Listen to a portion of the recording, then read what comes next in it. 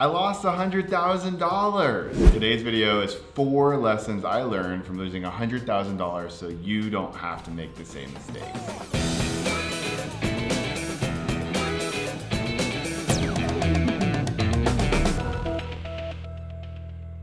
Hey, it's Jesse Eker and I'm smiling, and it's not because I lost $100,000, it's because I'm talking to you today, and I'm gonna give you 4 things that I learned from losing $100,000 so that you don't make the same mistakes I did. Now, I've run a business, a multi-million-dollar business for over 10 years. And over the 10 years, there's been lots of ups and lots of downs. And that's very common when you're dealing with, your business, the ebbs and flows, trends, things change. It's just what happens, right? And so it's not a game of only doing things perfect. It's a game of constantly correcting and continuing and learning from your mistakes and learning from the things that just don't do as well so you don't make that in the future. Now today I get to share those mistakes with you, or really the mistakes I made that caused $100,000 in losing. That's not fun. No one wants to get that or feel that. And I sure as heck would love to make sure that that doesn't happen to you. So let's talk about the 4 different things I learned from losing $100,000.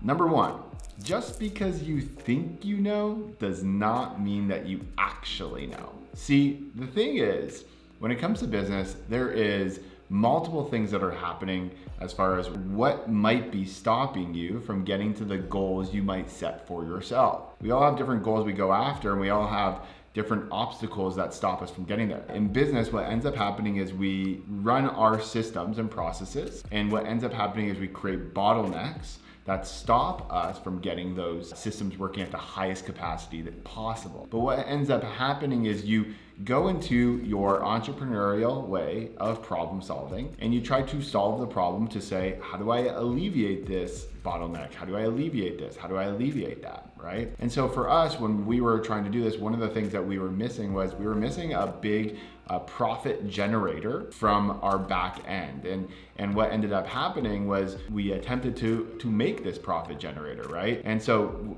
really fast, a back end is really the back end of your process that you bring current customers in to ascend them to the next level or to continue on with them with what they're doing. So for us, we weren't really ascending them at a big package, but we wanted to have them pay more frequently on a month-to-month basis.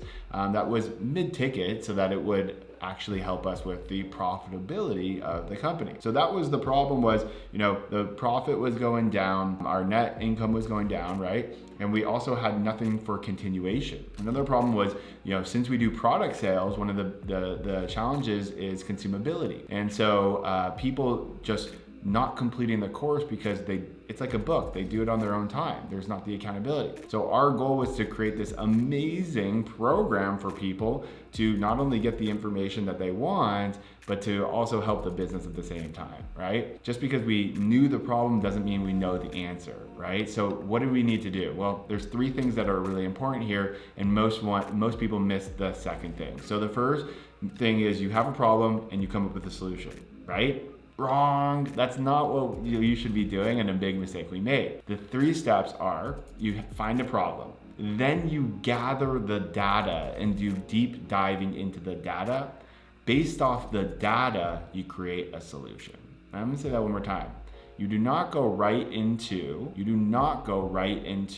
problem solution. You have to find the data that supports the solutions you want to make. You got to gather that data. Missing that step was crucial for us. So that's number 1, is just because you know doesn't mean you know. Number 2, it's not about you, it's about them. So a lot of things, again, where I was talking was the company needed to be more profitable. We needed to do these things. We wanted to do these things for that, right? On the same side, we believe and assumed like we wanted more people to get through and consume the information to complete the courses. And so we came from our standpoint only really of profitability and what we felt was best for them. But we didn't go and talk to them. We didn't talk to our students. We didn't get to know what they truly wanted. And so that was a huge mistake that we made was it's not only about us, it's about your students, it's about your clients, it's about your customers. You have to make things and tailor it to what they truly want, not what only you need and you think they want.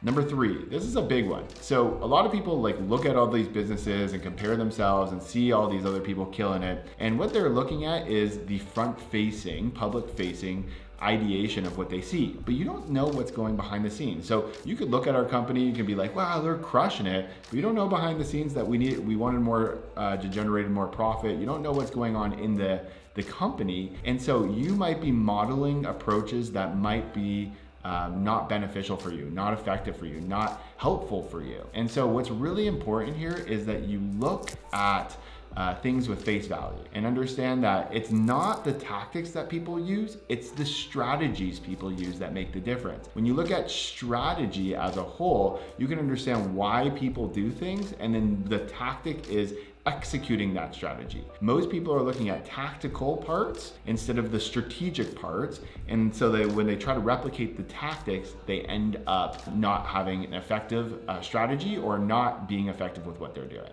And number 4, so this one's really important. Going fast to test is very, very important, right? But going fast to launch is not what you should be doing. So that's what we did, is we spent all this time, all this energy, all this momentum putting together a program, and then instead of just testing it out with a small basis at minimum spend, because we put so much time and energy and spent a lot of money with it, instead of doing a minimum viable test, what we did is we were like, let's just launch it, and crickets. And then we tried to launch it again, and crickets. Right? What we should have done is go fast to testing with a minimum viable product, done beta testing, get feedback, done all these different things, and then launched it, and we would have been much more successful. So those are the 4 big lessons I learned from losing $100,000. What was most insightful for you today? Let me know in the comments below so that I can hear from you. Thank you for watching this video. I appreciate your time. I appreciate your attention. And thank you so much for being here. Bye for now.